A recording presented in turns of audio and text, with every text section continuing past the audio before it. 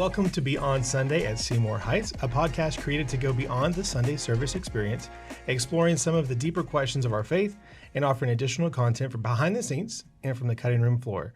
Today, I'm excited to be joined by Doug Daniel from Cross Food Ministries. Welcome, Doug. Thank you. Thank you for having me. Now, just like our episode last week, we're going to be looking at living out our vision of passionately pursuing Jesus beyond Sunday. So, Doug, can you give me an idea of what Cross Food Ministry does? Absolutely. Cross pretty much is a food pantry here in the community, and our primary mission is to just help people who are suffering with food insecurity. So we give out food boxes weekly to any family that lives within our service area. Okay. And an idea of food pantry, maybe some people that are checking this out have experience with that or they've served at one before. And so I walk in the door at Cross, and what does it look like? Are you giving me like a prepared box? Are you delivering prepared boxes? What does that look like? No, we have prepared food boxes right now. And so we have a team of volunteers that come, they pack the food boxes, they'll help the families out to their vehicles with the food box. When somebody walks in the door, if they're a regular family that comes, we don't use the word client. Right. We don't want transaction. We want love. Right. So we say families or neighbors. And when a family comes in the door, if they've been there before, they'll just get checked in. And from there, we just get them their box and help them back to their vehicle. Awesome. It's such a huge security thing just to know that you can feed, especially when you have children, right? Yes. To be able to take care of your family. And so I know that it's a huge need. Now, Cross has been serving Seymour for a while. And so we'll jump into the history in a second. But one of the things we think about when we talk about the word Seymour, it is our community, but it's kind of a weird tri-county community. So how far do you all serve, I guess? You're right. It is kind of a unique location here in Sevier County, and you got part of Blount and Knox County. So we actually cover about an 8-mile radius of our office there on Boyd's Creek. So we go all the way down to John Sevier Highway. That's covering everything on the right-hand side all the way to the Veterans Cemetery. So that's all of Kimberlin Heights area. Okay. We go down to the South Dole community, then follow Martin Mill all the way back into Blount County. So that's part of the Wildwood area. Oh, yeah. We have a small portion of Walland, all of DuPont, and going down Boyd's Creek, we stop at the old schoolhouse, basically, and everything on both sides of the highway to that schoolhouse. Yeah, I mean, that's a huge swath. Of course, I get to help with the fire department as well. And that's one of the things that we have in common is we serve about the same area. Right. And so it's a big area Yes. to serve in a big mission. So talking about the history, what does it look like? How did you guys get to where you are now? Sure. Roughly, I think it was about 1989. There was 4 churches in the community that the pastors were beginning to notice several families that were going from church to church, and they were all asking for the same thing, primarily food help. So what they did, they actually combined resources, and you have 4 different churches. They weren't part of the same denomination or anything. So you have 4 churches, completely separate missions and philosophies of ministry, and they're like, no, we need to love on people. And so Cross was kind of formed at that point. In 1997, we became a true 501c3. And ever since then, we just keep growing, not only expanding the reach, but also expanding the opportunities for churches to be involved. So now we have about 20 churches of various denominations that support Cross, and I love it. So 35-ish years, if I did my math right? From the Approximately, started? yes. Yeah, yes. and so that's a huge impact on our Yes. community. And I know as our community continues to grow, I'm sure that the weight of that growth, you all feel that too, Yes. right? Because the need on your end, what you're seeing is also growing. Correct.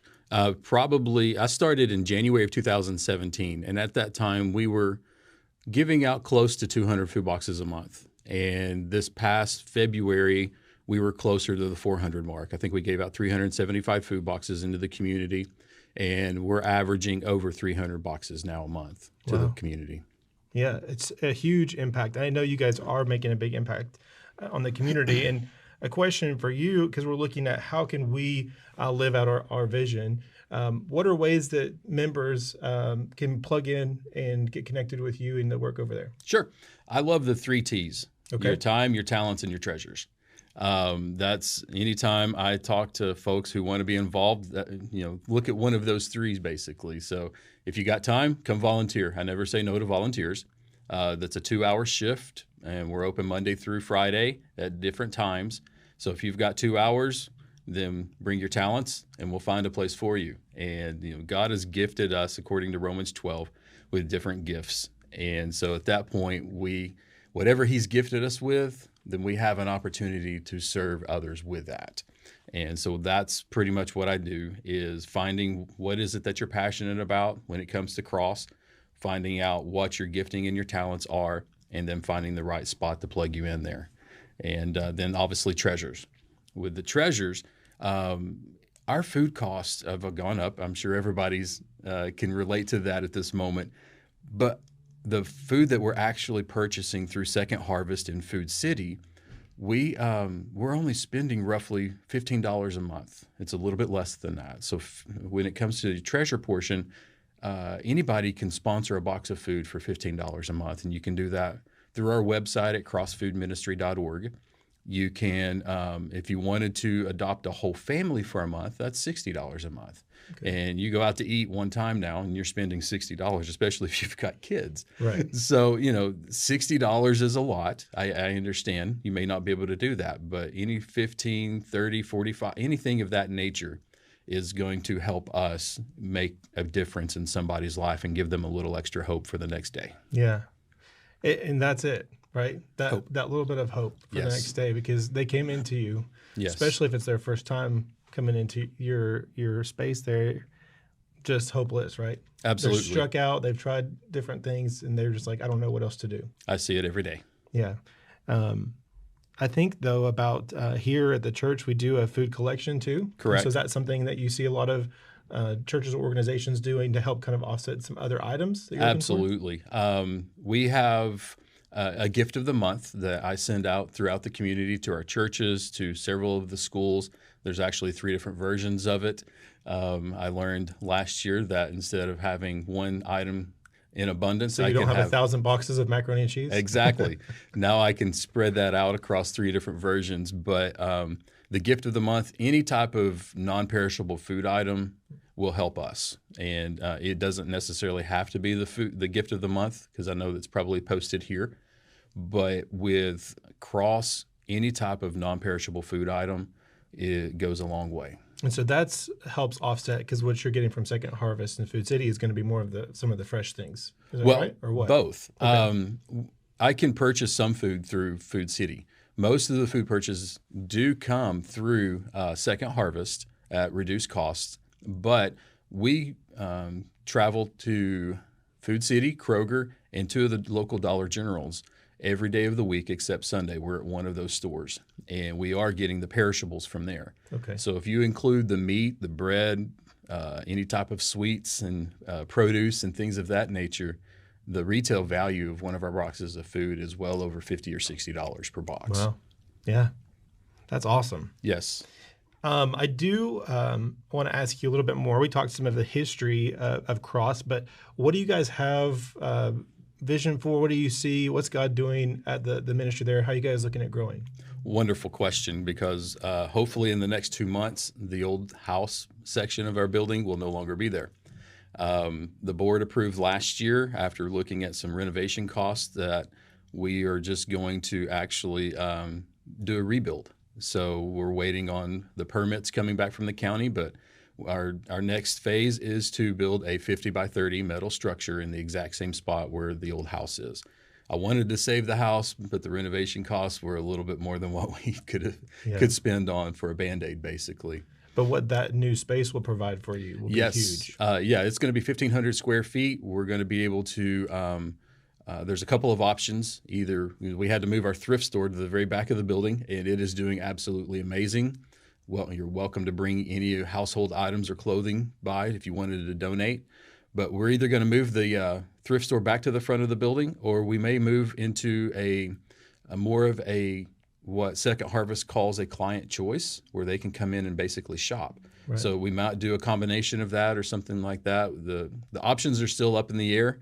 And once we get the space built, we'll be able to see how much room we actually have. Yeah.